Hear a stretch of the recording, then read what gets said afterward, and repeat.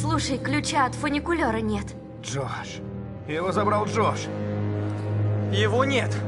Мы опоздали. Шш, тихо. Может, он забрал Джоша в шахту? Стой. Не двигайся. Твою мать! Какого... Я достану ключ прямо из логова этой твари, а потом мы свалим отсюда. Есть. Давай, пошли. Беги!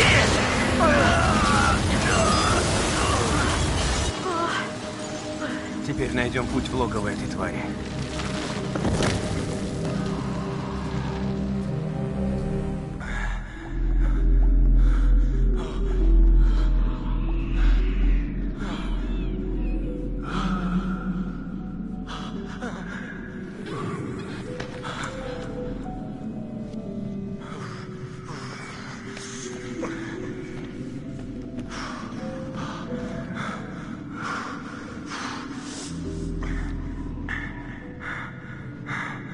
Не знаю, был ли тебе хоть какой-то толк от этих сеансов. Ты меня не слушаешь, и все как-то уж очень... тупо.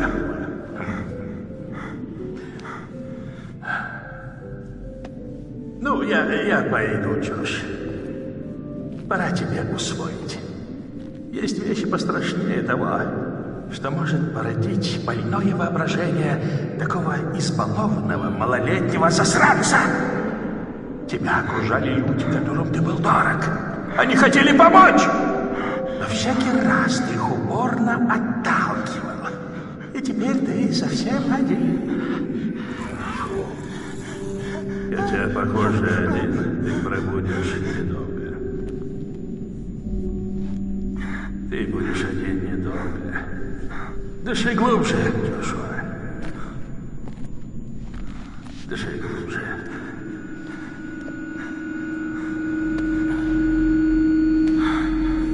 Что? Нет.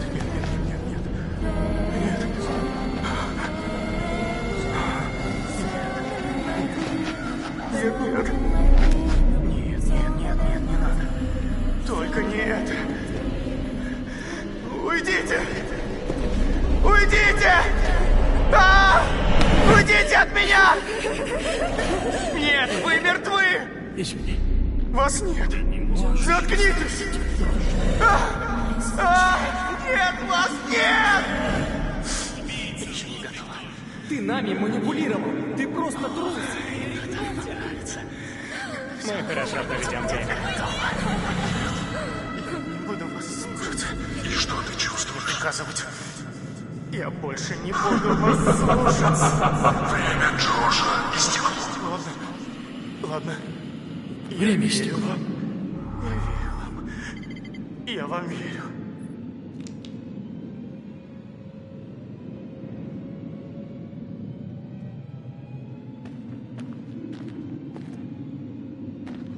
Нет. Вас здесь нет. Мы остались одни.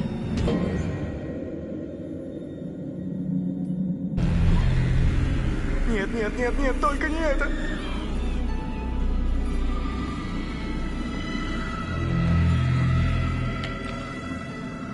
Совсем одни. Но теперь ты с нами. Мы семья. Уйдите. Оставьте меня в покое! Сгиньте! Почему ты не нашел нас, Джош? Почему оставил умирать? Хотел вашей смерти. Клянусь.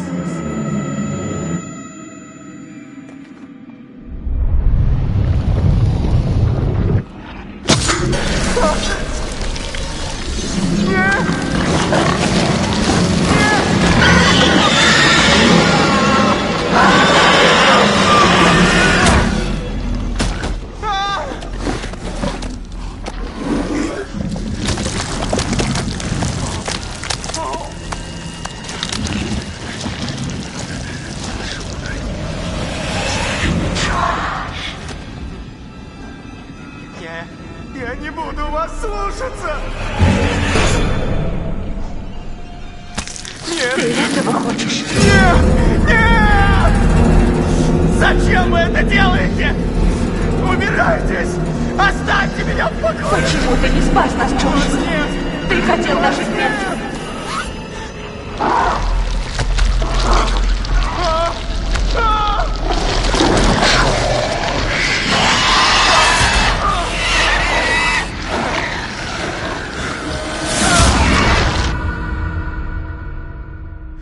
Я как-то не ожидала, что эта тварь настолько уродлива.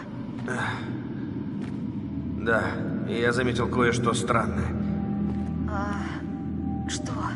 У Виндиго был шрам. И? Я такой видел. В каком смысле? Я видел старые фотографии. Там был парень с таким же шрамом. Он превращался в Виндиго. Гонишь? Один из шахтеров, попавших под обвал в 50-х. То есть этой твари уже лет 80. Минимум. Да, прыткий старикан. Они там всех убили. Кучу народу. Они? То есть, там есть еще? О, да. Сколько? Много. Кажется, оно рядом. Логово. Ты уверена? Не уверена. Просто стало как-то не по себе. И мне. Я не хочу туда лезть. Другого выхода нет.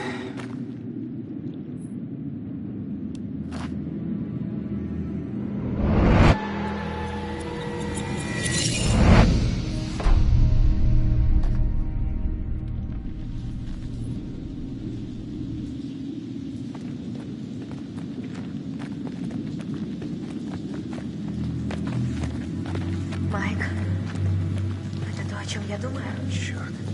Похоже на могилу.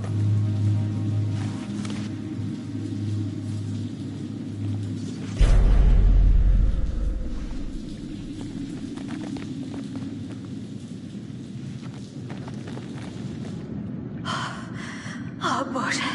Майк, часы Бет. Это ее часы. Что? Покажи. Смотри, здесь был крест. Здесь ее похоронили. Но кто ее выкопал?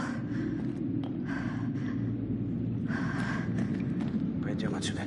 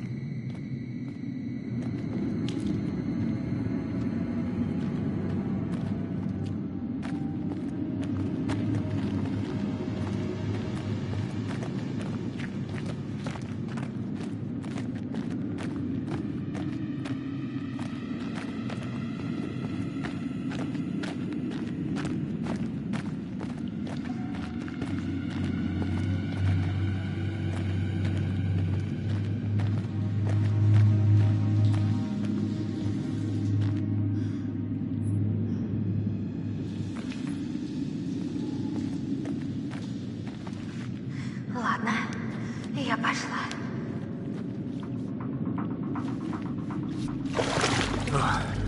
Давай, можно. Уверен? Ну, я пока жив. Не говори, Гоп. О, черт. Пальцы онемели.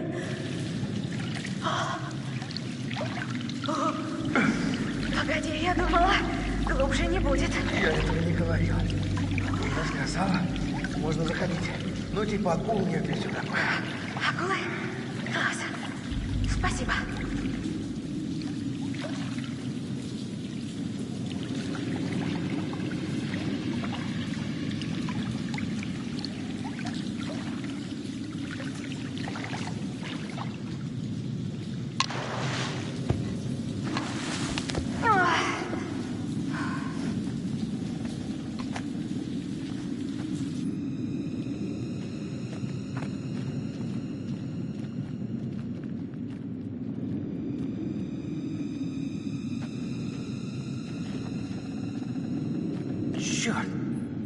почерк Ханны.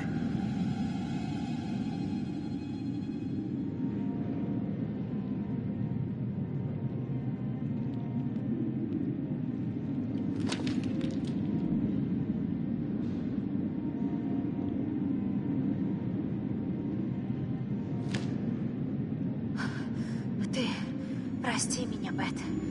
У меня нет выбора. Только так я смогу выжить. Если кто-то это найдет, простите. Мне пришлось. Выбора не было. О чем это? Господи.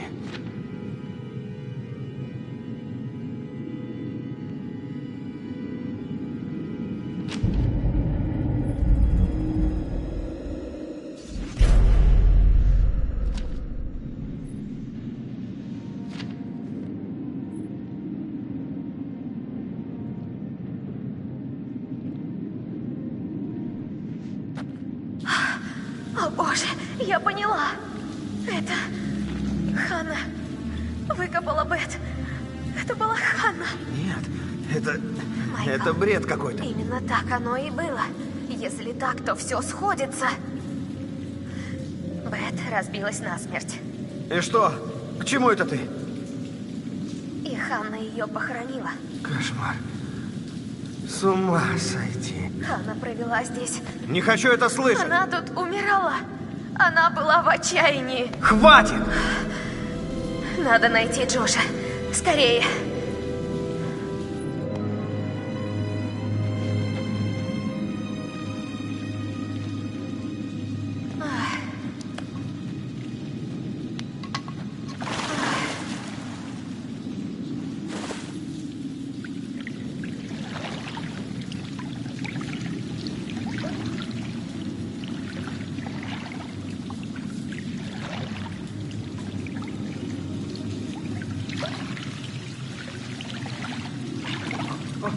Становится глубже. Да, точно.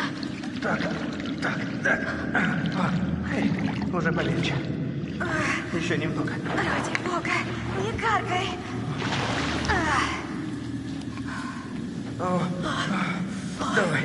Давай. Все уже.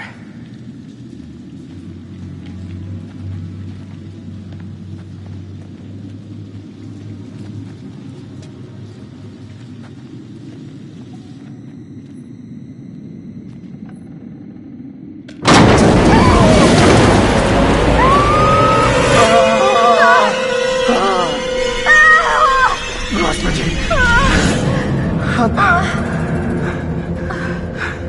Это Джесс. Это Джесс.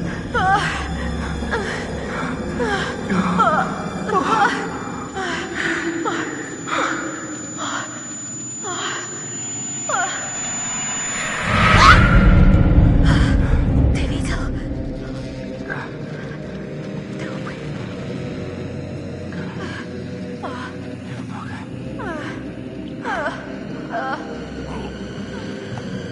О, боже. Нет! Меня тошнит.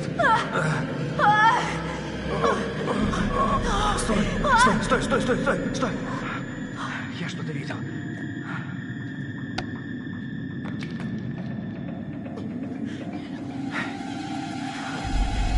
Джош! Не буду вас слушаться.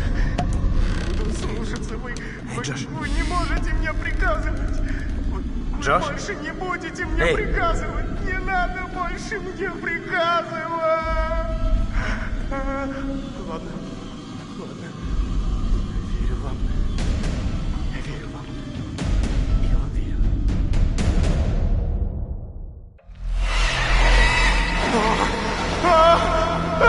Что с ним, Майк? Похоже на клюки. Джош! Майк, Джош! Привет! только не бей меня, не надо. Ты сам с собой говорил. Крыша поехала. Мы думали, не найдем тебя. Джош, Ханна провела здесь недели, месяцы. Она выкопала Бет. Майк, Давайте уже свалим отсюда. хорошо. Джош, ключ от фуникулера у тебя? Да. Вот. Хорошо. Видишь вот это? Через этот лаз можно выбраться. Нет, Джош туда не залезет. Окей, подсади меня, я выберусь и пойду к остальным. Да. Да, хорошо.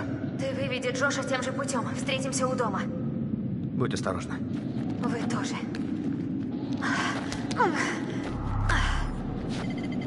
Ладно, пошли, псих ненормальный.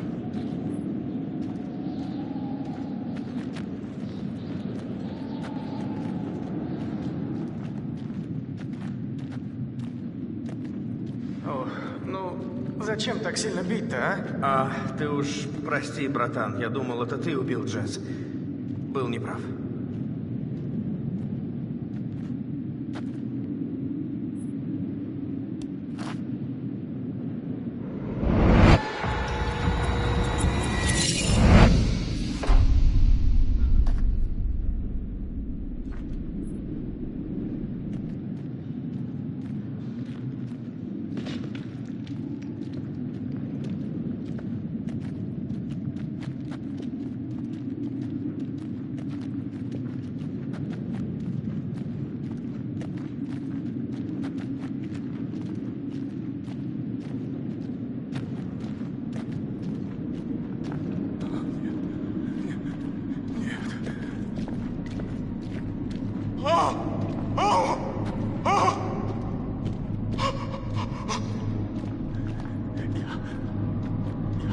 Не хотел вашей смерти.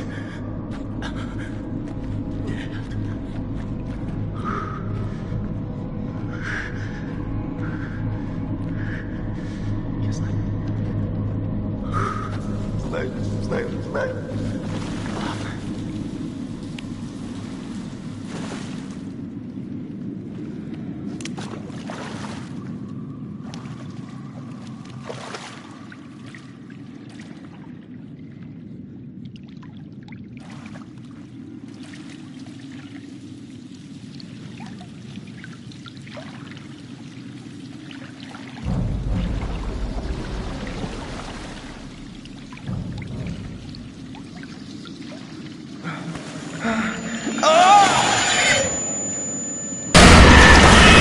Нет!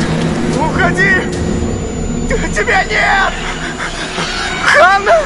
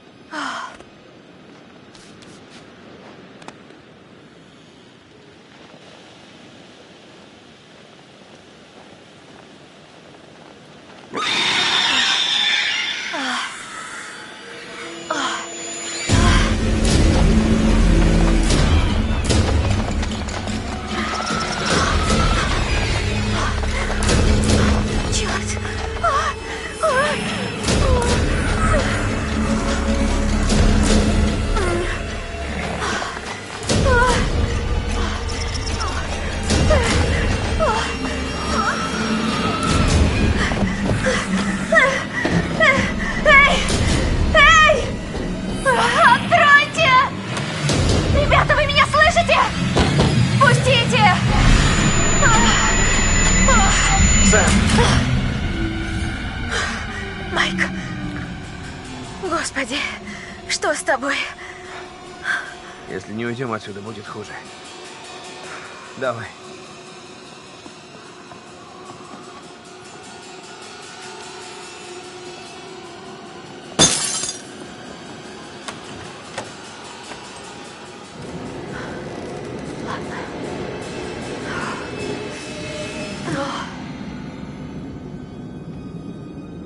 Майк, куда делся Джош? Он унес его. Господи, жуткая смерть. Плохо. И что будем делать? Надо проверить подвал. Может, там кто остался?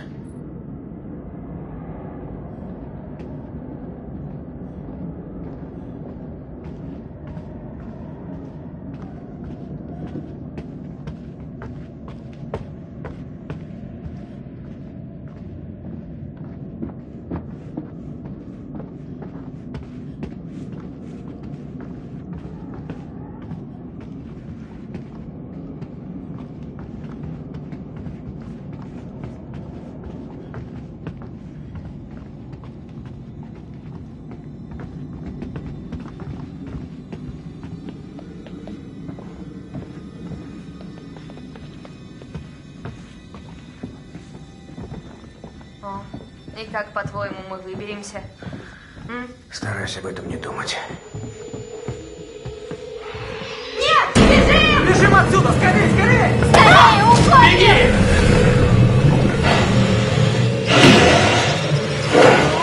Черт!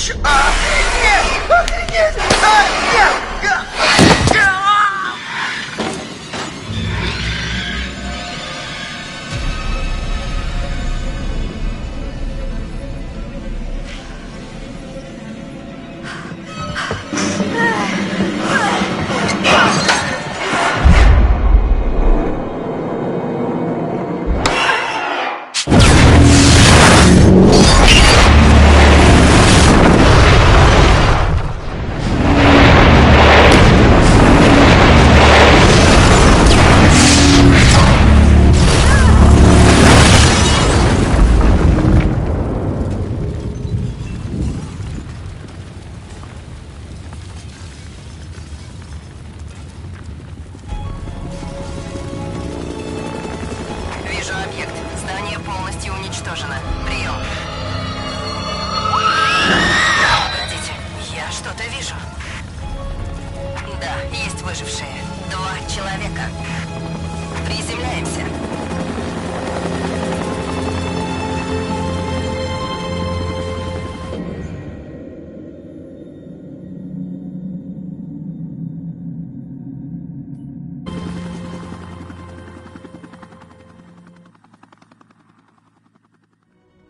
Черт!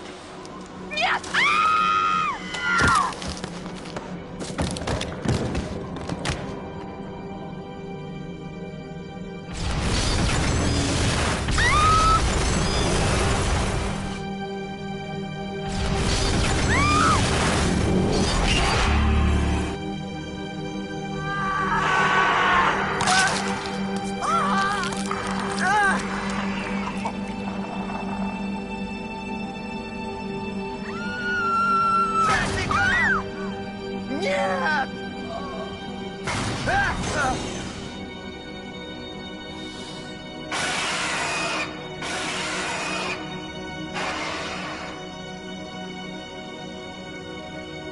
Тот мужик... Даже не знаю, с чего начать. Сначала вы думали, что он вас преследует. Скажите, ваши друзья тоже так думали? Ну да, но... А может, они его убили? Что? Нет, вы не понимаете, разве не ясно? Если он на вас напал. Он спас меня. Я видел, как он погиб. Мы с ним дружили. После несчастья он много общался со мной. Говорил, только я его понимаю. Я думала, мы на одной волне. Если хотите поговорить, Не хочу. обычно после такой душевной травмы... Спасибо, не надо. Майк погиб из-за меня. Я должна была замереть, но дрогнула. Он спас меня. Я виновата, что он погиб. Послушайте меня. Неважно, верите вы или нет. Поверите, когда увидите. Вы должны спуститься в шахту. Что в шахте, Сэм? Я увидела, что там. И очень хотела бы это забыть.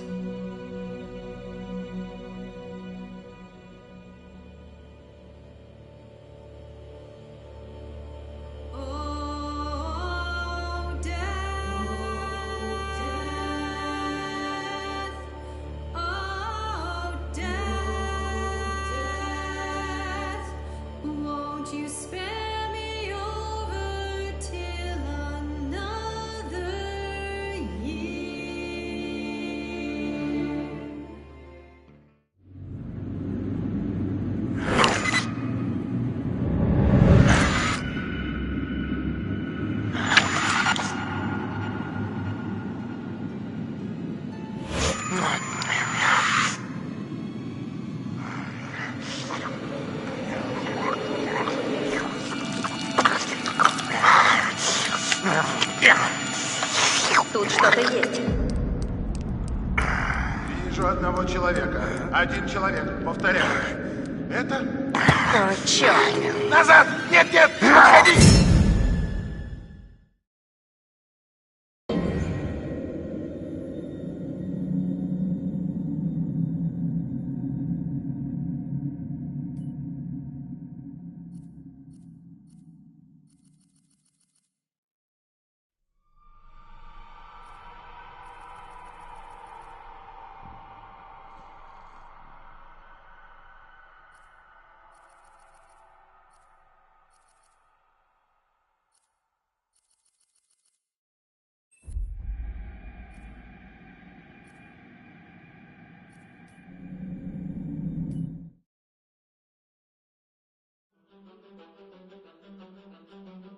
I am Hayden Panettiere, and we are here at the studio recording Until Dawn. My name is Rami Malek, and I play Josh. My name is Megan Martin. My name is Brett Dalton. My name is Antonella Lentini, and I played Hannah and Beth. My name is Jordan Fisher, and I play the character Matthew, Matt for short. I'm Nicole Bloom, and I play Emily in the game. My name is Noah Fleiss. I am Galadriel Steinman, and I play Ashley. So Until Dawn is a story of 8 teenagers who revisit this cabin in the woods about a year later after a really traumatic experience where I've lost 2 of my sisters, so coming to kind of get some closure in that respect. One of the things that Larry does really well is make these multi-layered characters, and I think for just the story in general, it follows the quintessential horror film plot lines, but the characters are so unique in themselves, and I think that's very cool. Oh, yeah, this was the right thing to do. What? You know, getting everyone together on the anniversary. I mean, Josh seemed really pumped about us all doing something, didn't he? Yeah, no, he definitely did. I haven't seen him so excited about something in forever. Good, good.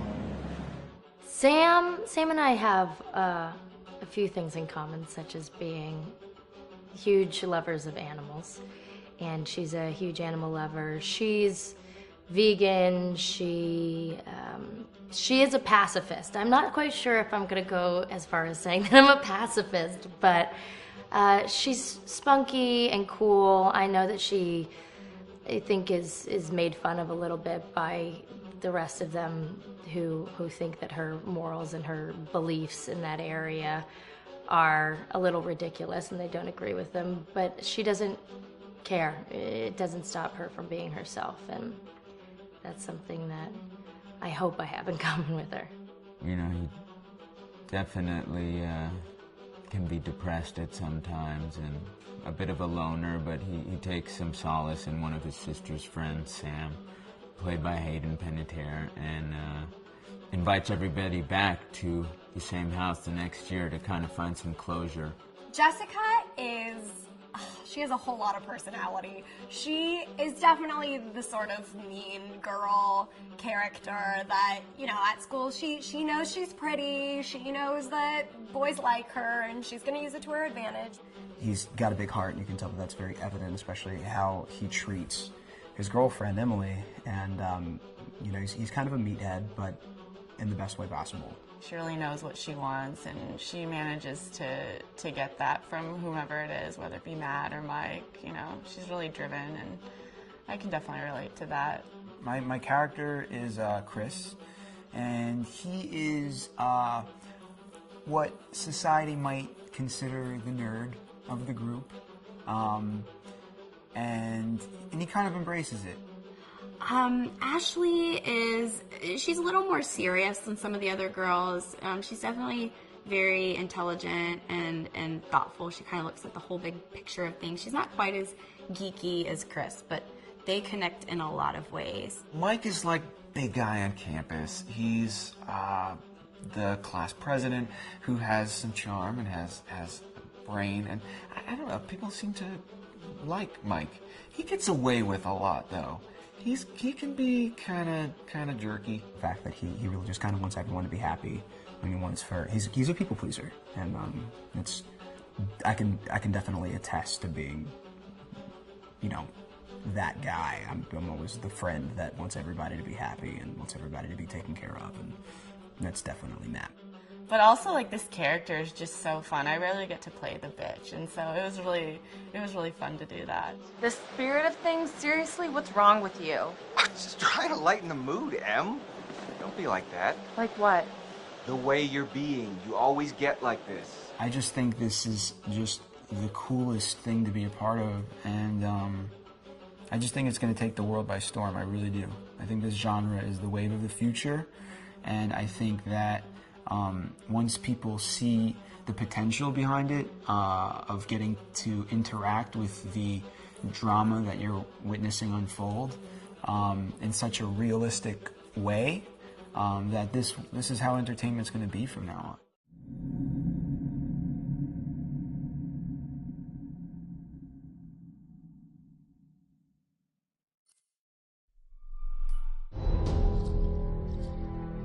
Hi, this is Lee Robinson, production designer on Until Dawn.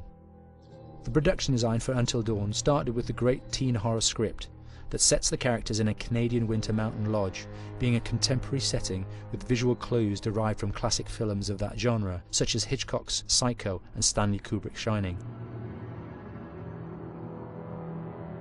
The storyboards are vital to the production design, as it allows the designer to understand the scale of the environments to be made and the detail that would be seen to create the atmosphere of a horror. This took us into concepts that took these storyboards further, visualizing the world through the color palette, the lighting, tone, and the mood, and developing key locations such as the lodge, the cable car stations, the forests themselves, the wilderness. As you can see, the environments and atmospheres change quite a bit from warm and inviting to cold and threatening. The Millionaire's Mountain Lodge was a key example. It was designed to be made from nearby stone and timber, embedding it into the landscape, with a contrasting and contemporary interior needing to be opulent and extravagant. We created dark and claustrophobic corridors with ominous and large open spaces, almost cathedral-like in size, and with huge structures to silhouette and dwarf the characters within, providing a labyrinth to explore and wander.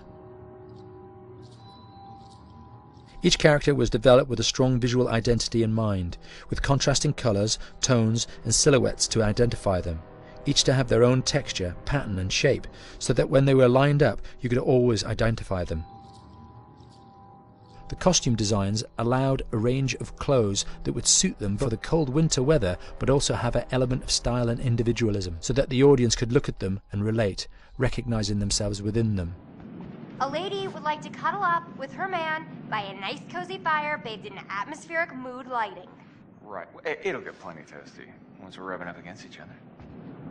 Mike? Yeah. Fire and mood lighting. Yes. Working with the lighting artists, we really brought the look and feel of the world together, and this required a thorough understanding of the visual language of teen horror. A key scene was where all the characters emerge out of the rear of the lodge chasing Hannah. A contrast is evident straight away from the exterior wilderness to the warmth of the lodge. The attention to character lighting here is through the bounce and rim lighting, accented colours and composition, creating characters that come from the dark into the light and back again with an emotional effect. Guys, there's someone outside.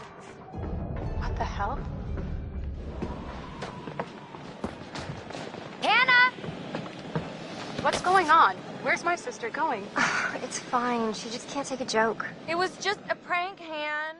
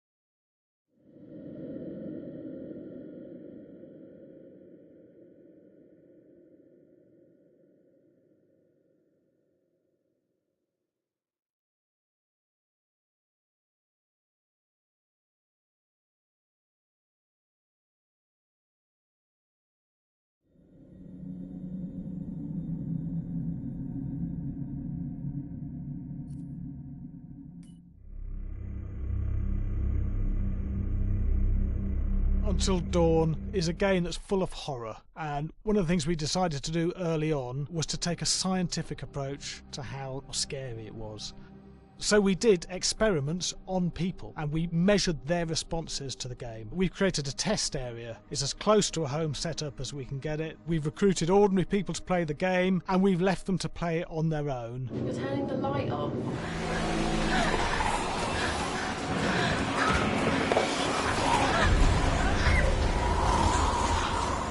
The only difference is it's rigged with cameras and microphones that relay the data through to the next room where people are watching them play.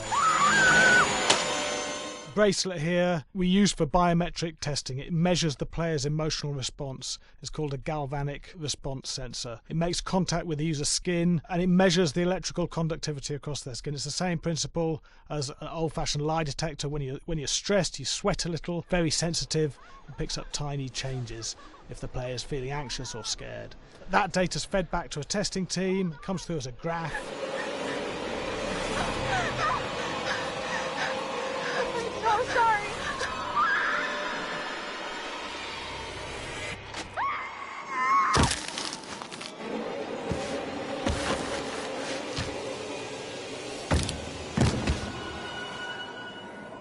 There's no point testing one or two people, you have to test a lot of people. Watch your step.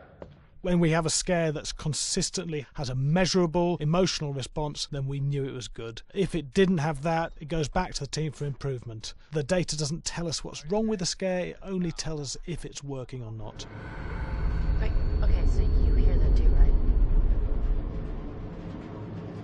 Josh. Here we have a chapter relatively early in the game. Weirdly regular. Nothing regular about it. We have to create tension and anxiety in the player so they are ready to receive the scare.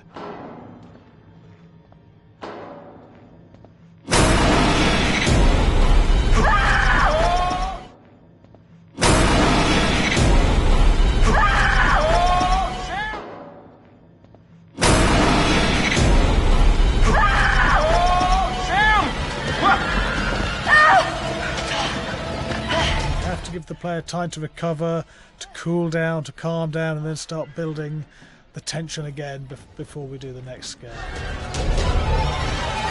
Hey. What? Hey. What the hell? Ooh, you just got mugged.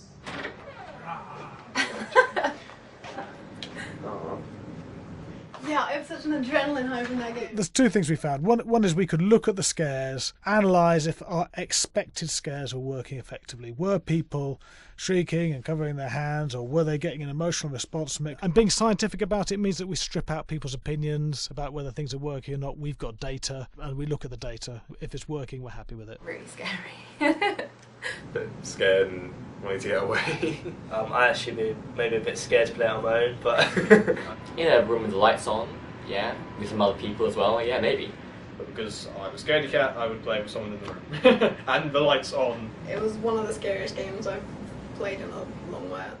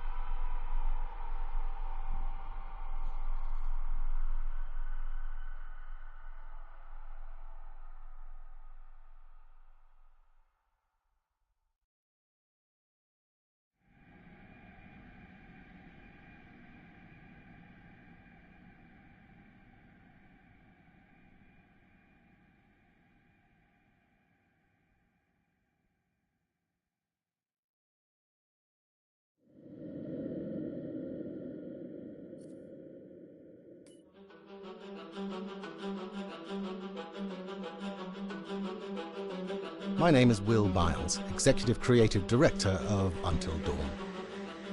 The first part of getting a believable facial performance in-game is to capture, topographically, the actor's range of emotional expressions as separate versions of the same head. Every tiny nuance gets digitized and merged, effectively creating a model that can recreate every facial movement that the actor makes. Once the topography has been recorded, the actor's performance itself can be captured by using a predetermined set of marker points drawn precisely on the face and a high-def helmet cam, wirelessly linked to capture devices. The camera is the small box where it looks like the microphone should be. Outro Sam. Mark.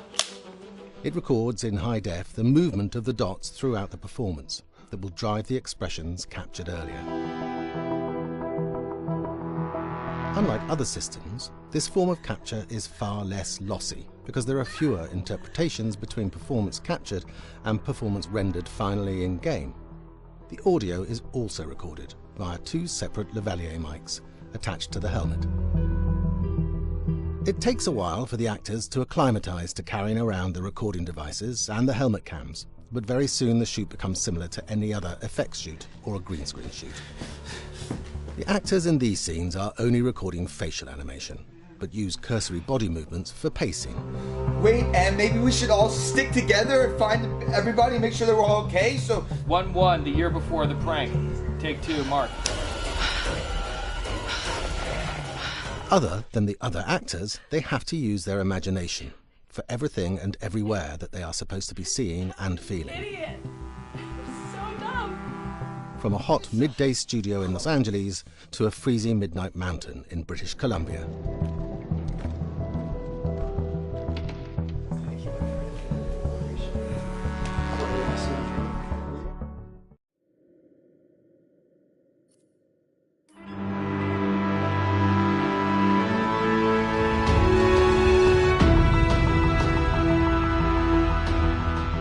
Until Dawn has a dynamic, ever-changing story, the facial performances and the body performances are recorded separately, with different systems.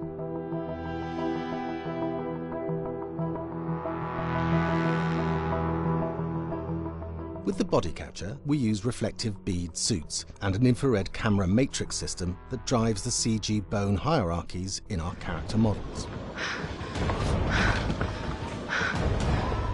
These performances cover everything from character locomotion, scene-specific performances and stunt work, most of which was recorded at studios in Pinewood and Shepperton, near London. Anna! Hello?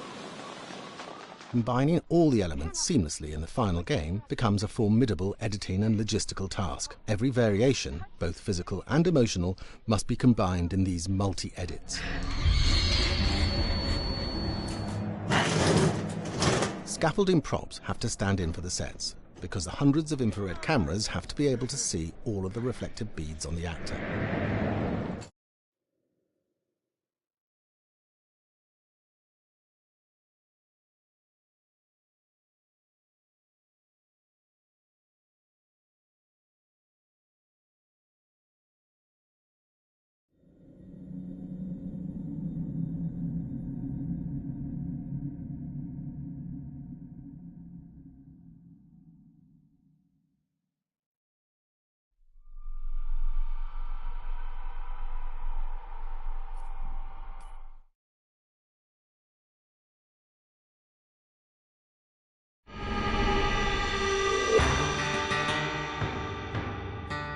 America's Northwoods border region. Within this land of 10,000 lakes and miles of dense timber, a hideous creature is believed to lurk. The Northwoods is probably one of the last frontiers in America. There's still a lot of places in this area that hasn't been set foot by man. Monsters and mysteries exist here because it is remote. Up in the Northwoods, winters are long. In times of biting cold and isolation, a devouring monster is believed to come forth. It's terrorized native people for generations. Growing up, I was told, like, don't go outside, the Wendigo will get you.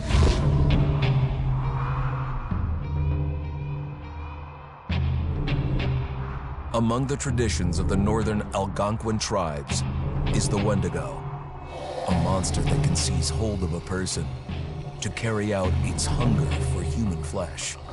Many Native Americans fear even talking about this Wendigo, and even the mention of the name will let the Wendigo find out where you are, and it will open you up to be possessed by this Wendigo. The most famous case of a Wendigo possession took place in 1879 in the deep woods outside of Edmonton, Alberta. Swift Runner, a Cree Indian, was a trapper and a guide. He had left town the previous autumn with his wife, 6 children, and his mother. But when Swift Runner returned in spring, he was alone. Swift Runner came into a nearby village telling this heartbreaking tale. I had to watch them starve to death. Of his family being killed by starvation, and that he was the only survivor. My whole family gone. It wasn't hard to understand a family falling victim to a brutal winter. To even not. Yet something was suspicious about Swift Runner. He was a strapping man, and he came into town weighing over 200 pounds. It didn't look like somebody who had just weathered a terrible winter. He wasn't malnourished, didn't look like he was starving. He looked healthier than ever. After a few nights, it became clear that something was wrong. He started having night terrors, screaming in his sleep. I am the Wendigo! Villagers alerted the police. Swift Runner actually guided them back to his winter cabin. When they got there, that's when they saw the true horror.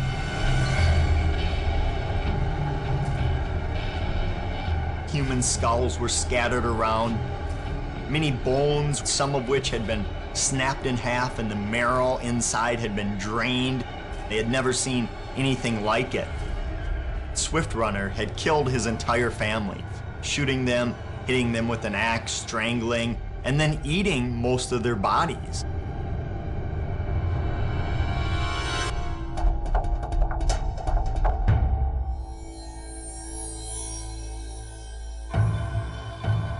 Right up until the moment the noose was on his neck, Swift Runner swore the evil spirit of the Wendigo had possessed him and twisted him into a cannibal killer. When he was on the gallows, Swift Runner himself said, "I am no longer a man."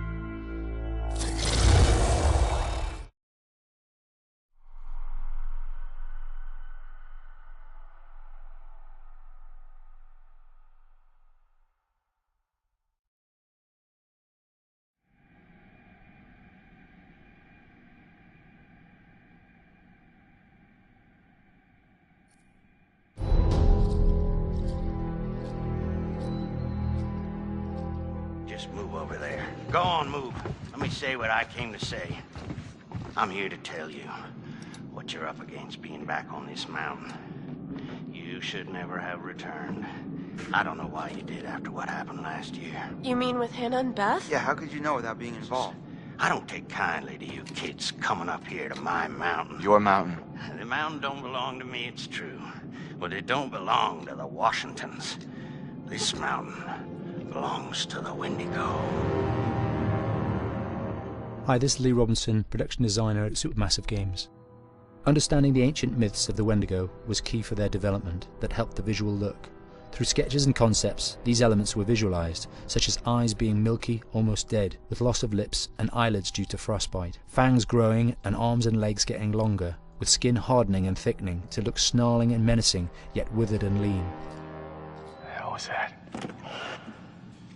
Another fucking piece of... Fingers and toenails extending like claws, allowing them to climb effortlessly. We made them look gaunt and weathered, and having ragged remains of clothes they wore. Blood-stained and rotten, with patches of hair still remaining, they retained strong skeletal limbs, which enable them to be agile and quick through the environment. Where are you? My name is Jamie Gallipo, animation director at Supermassive. another fucking bad dream. The overall direction on the creature was to be very strong, to be extremely fast. We wanted a spider-like movement to the creature. 1 minute scampering to leaping and then crawling, almost instantaneous. And finally, we wanted the creature to have this real, uncontrollable thirst for flesh. From a sound design perspective, the Wendigo is a real challenge. For the main vocalisations of the Wendigo, we used our own vocalisations, various different animals from the exotic to the farmyard, various plugins and processes to gel these sounds together and keep a human resonance behind that voice, telling the backstory of the Wendigo.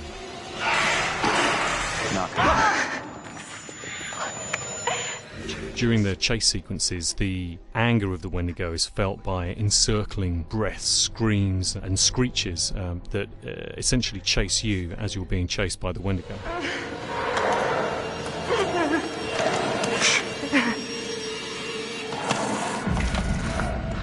We would layer them up in a multitude of layers, sometimes 15, 20 sounds playing at the same time, to build up the vocalizations for this fearsome creature which is always in attack mode, hyperactive and chasing you throughout the game.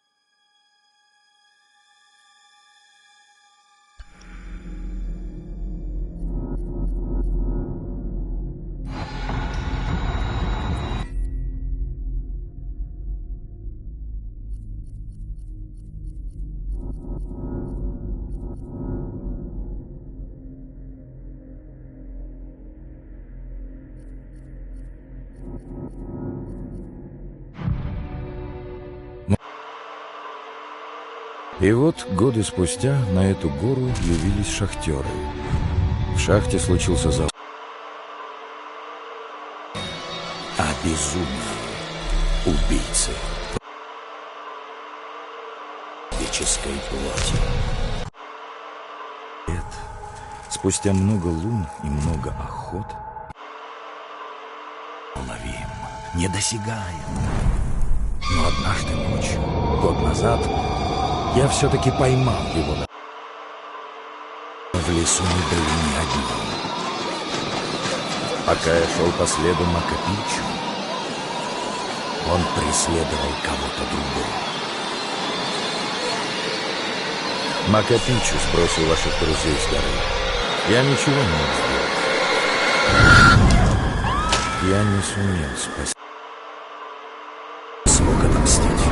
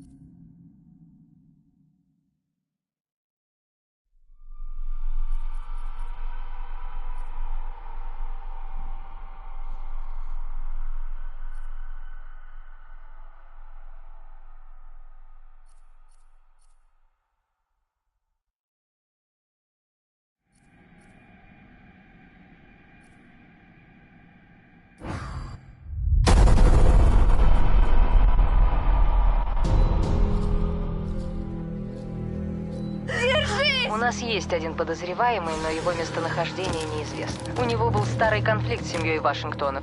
Он упорно требовал, чтобы они прекратили строительство в Блэквуд Пайнс. Заявлял, что это священная земля его предков. С. Е. С. Т. Сестра. Спроси, чья сестра? Джош, это наверняка... Которая из сестер? Беги! Боже мой! Эш! Эй!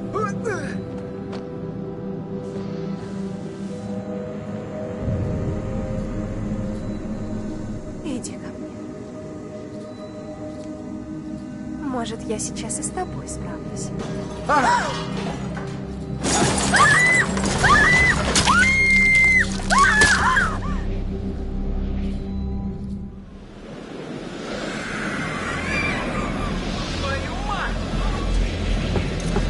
Черт, что за хрень?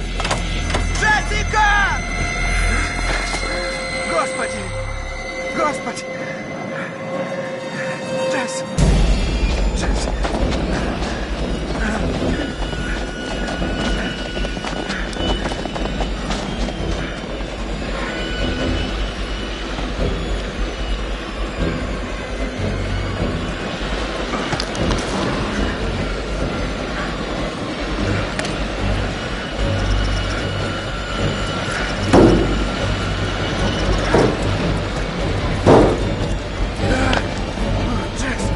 Джессика! Джессика!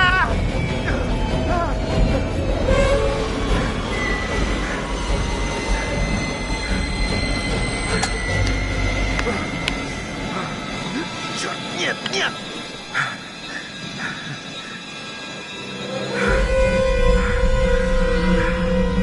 Джесс! Нет!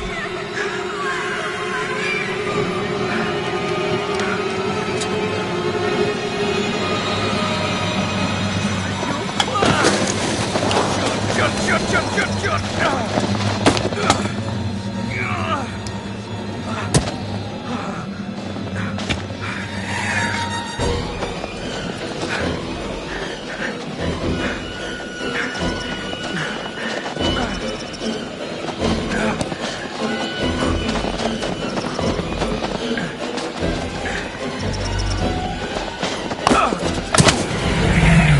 Да чтоб тебя!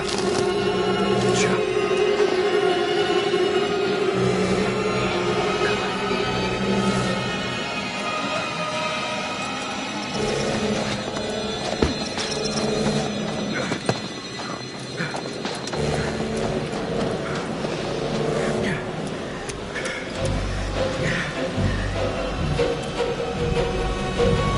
О, черт! Нет, нет, зараза, нет! О, черт!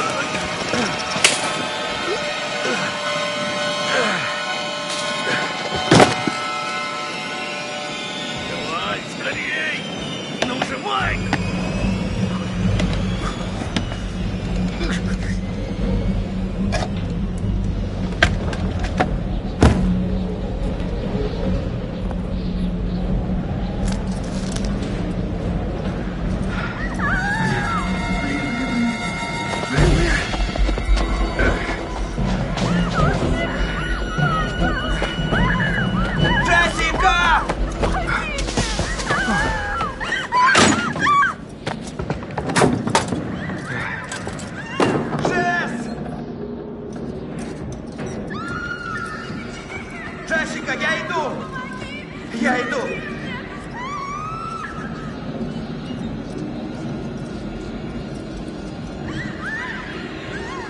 Джессика!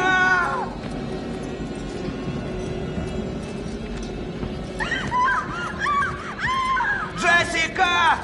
Спасите! О, нет! Майкл! Джесс!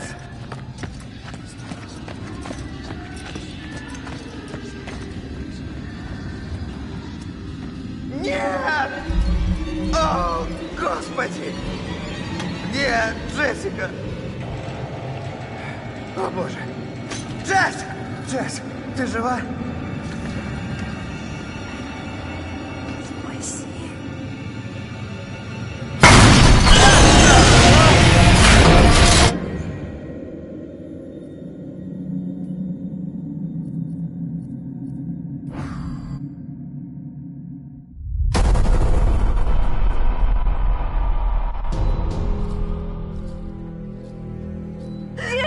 У нас есть один подозреваемый, но его местонахождение неизвестно. У него был старый конфликт с семьей Вашингтонов. Он упорно требовал, чтобы они прекратили строительство в Блэквуд Пайнс. Заявлял, что это священная земля его предков. Эс. Е. Эс. Ты. Сестра. Спроси, чья сестра? Джош, это наверняка... Которая из сестер? Беги! Боже мой. Эш! Эй!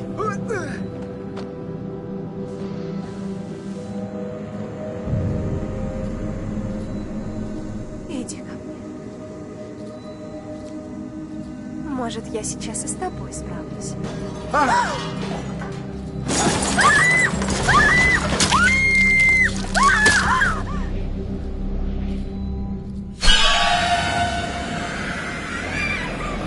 Твою мать! О, черт, что за хрень? Джессика! Господи! Господи!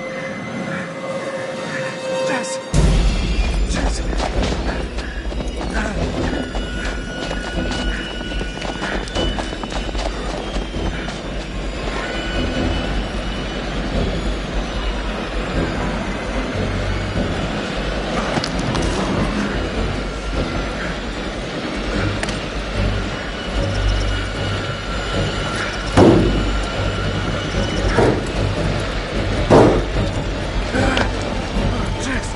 Джессика! Джессика!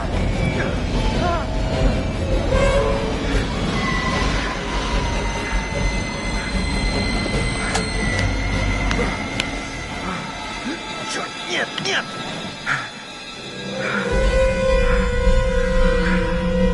Джесс! Нет!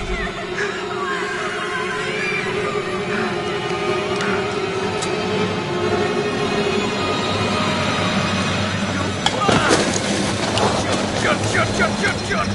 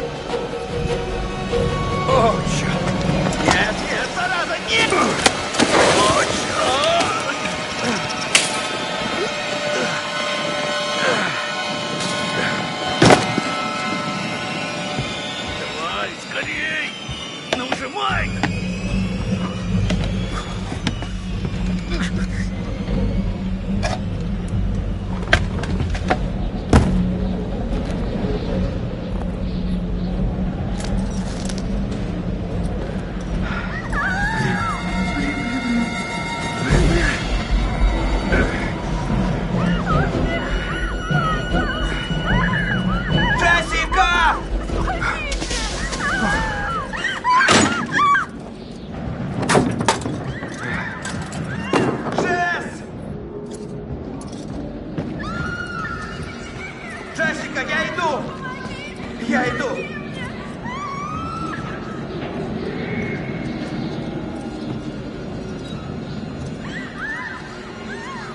Джессика!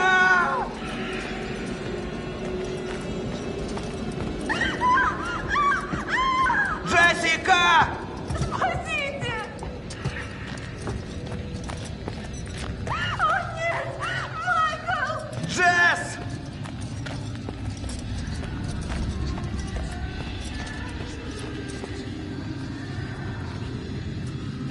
Нет! О, Господи! Нет, Джессика! О, Боже! Джесс! Джесс, ты жива? Спаси.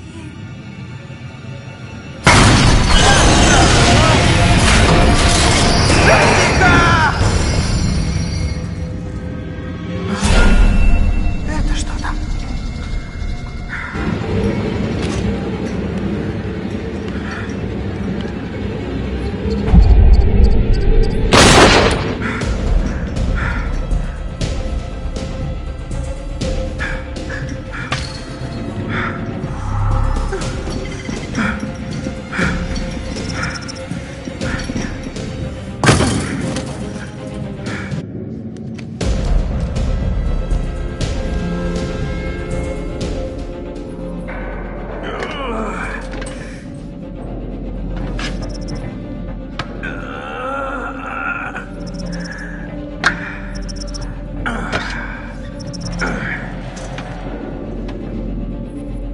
Давай, давай, иди к папочке.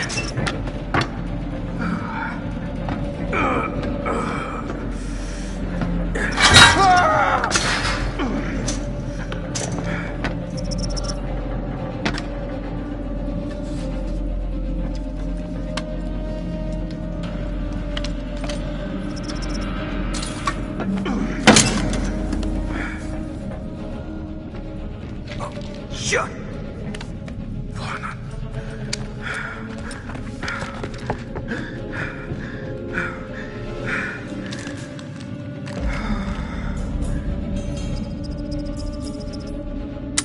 Что? Ну, давай, давай, ты кусок дерьма. Я должен успеть. Чтоб тебя... Нет!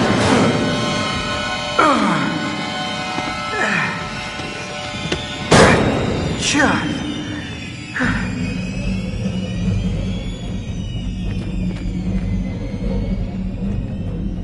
Ладно.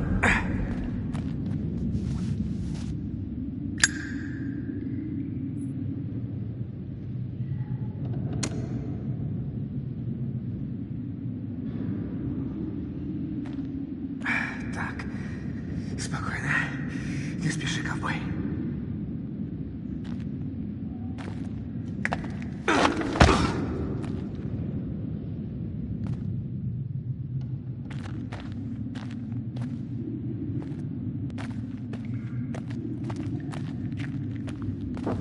Черт, ну все. Да стоп. Давай, давай.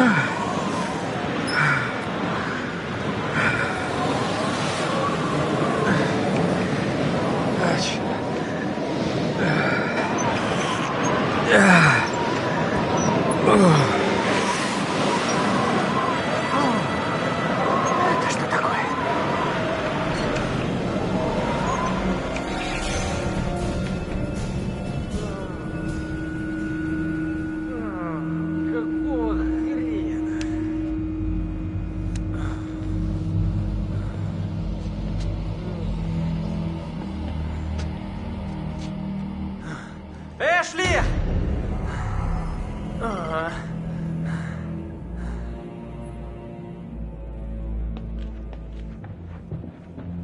Эш! Эш! Плохо. Очень плохо.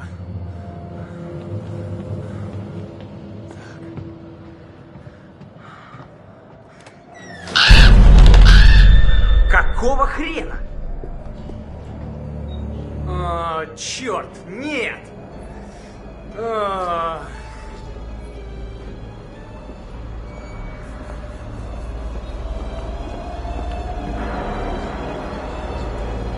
Эш!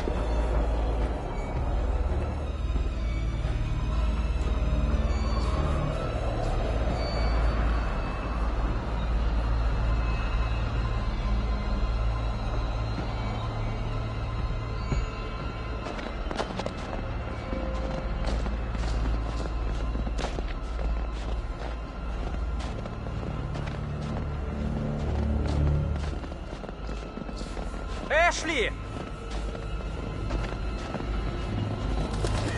Есть там кто? Эшли?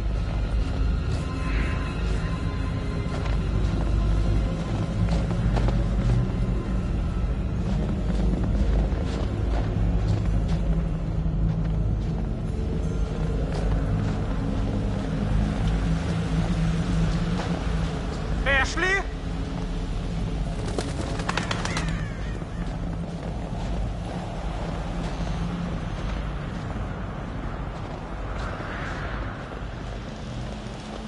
Эш! Эш! Эш!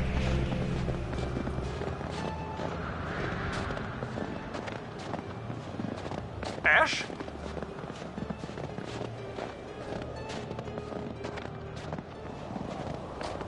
Эшли?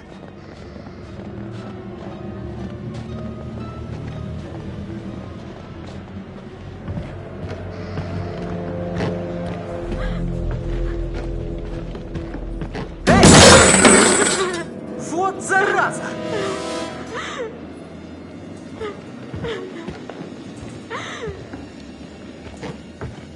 Крис! Эш, я здесь! Где ты? Я не знаю! Все нормально? Что там случилось? Крис, помоги мне! Я иду, Эш, ты все время говори со мной. Что произошло? Крис, он связал меня! Крис, ты здесь? Привет. И спасибо, что присоединились ко мне. Сегодня мы проведем испытание воли. Эксперимент. Что тут происходит? Для этого эксперимента нам понадобятся эти двое подопытных. Джошуа и Эшли. Твою мать! Но есть еще один отважный участник, который решит, кому из них жить, а кому умереть. Господи, господи, Крис! Нет! Вытащи нас отсюда! Пожалуйста, Выпусти меня отсюда, маньяк! прошу вас, успокойтесь. Все очень просто. Кристофер, прямо перед собой ты увидишь рычаг. Ты лишь должен выбрать, кого ты спасешь.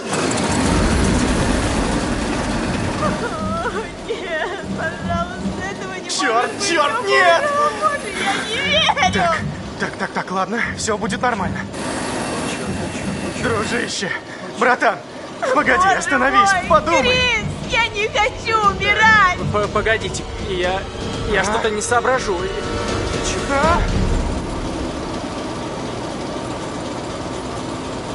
Эшли, ничего, не бойся, я тебя спасу! Спасибо! Не надо! Это же бред, идиотизм, не может такого... Ясно. Нет, Крис! Ты решил спасти Эшли. О, нет. Нет. Я думал, мы друзья! Я-то думал, мы друзья! Прости! Как ты можешь? Остановитесь! Так нельзя! Нет! Нет! Остановись! Хватит! Так нельзя!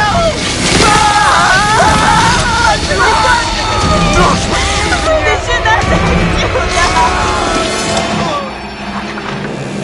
Нет, не смотри, Эшли, не смотри! Что произошло? Крис, прошу, скажи мне, что он живой, Крис! Я сейчас, Эш, я сейчас тебя освобожу. Тише, тише. Так, давай развяжем себя, надо уходить отсюда.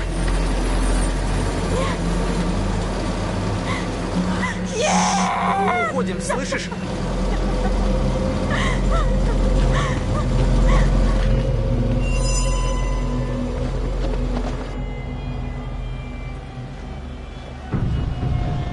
Крис?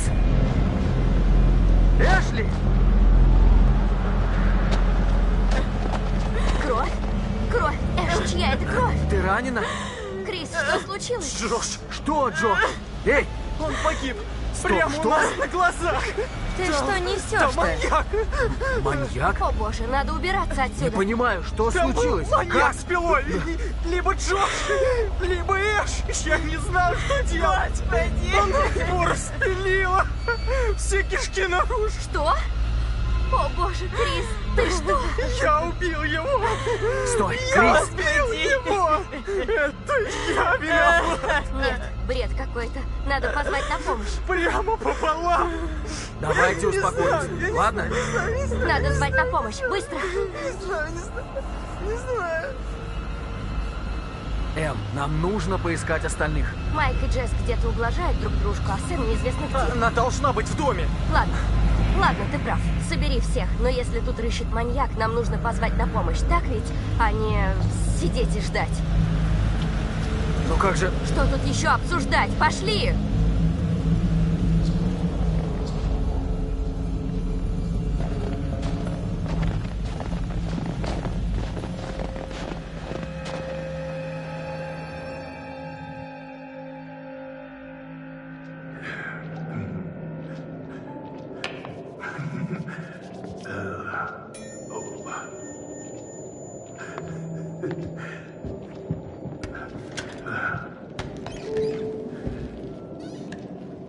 Снова привет. Обстановка накаляется, правда? Все идет так, как тебе бы хотелось.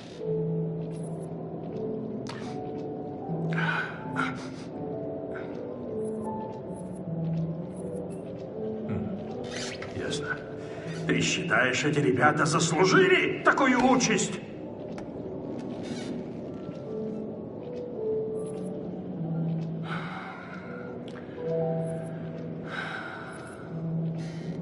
Я же хочу помочь. А это твоя игра. Ты же понимаешь, тебе потом будет плохо. Будет плохо всем. По твоей игре тебя никак не назовешь честным человеком.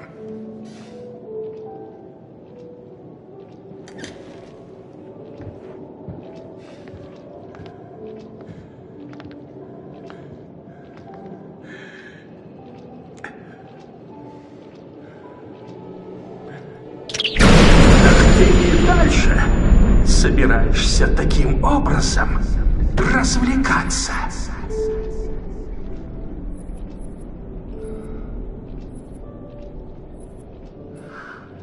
Ты хоть веришь, что я тут есть?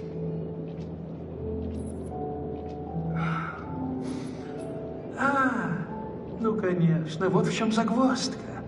Ты сможешь отличить реальность от вымысла? Сомневаюсь.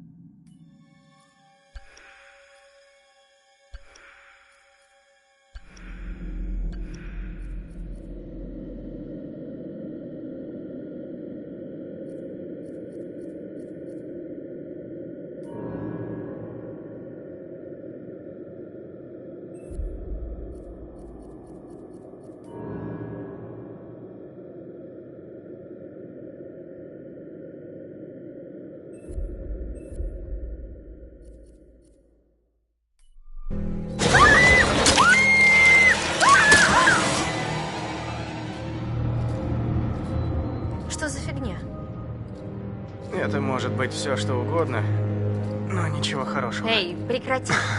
А вот наш пропуск в мир духов. На сегодня хватит с меня кошмаров. Предсказываю себе горячую ванну прямо сейчас. Развлекайтесь. Остановитесь! Джессика! Господи! Господи! Черт! У нас есть один подозреваемый, но о его местонахождении ничего не известно. На горе сохранилась старая психлечебница. Он может скрываться там.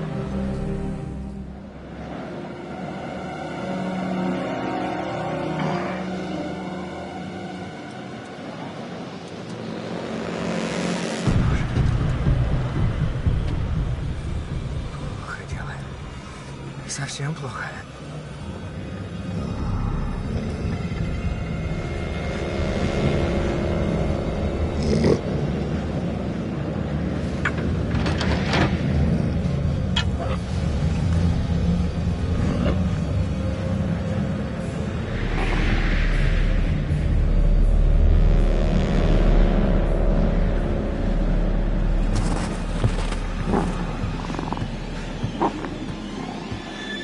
Черт.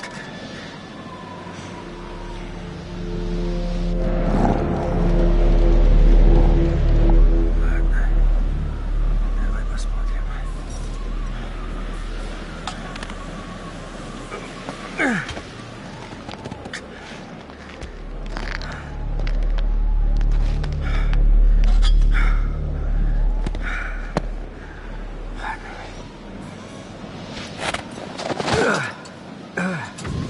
Ладно.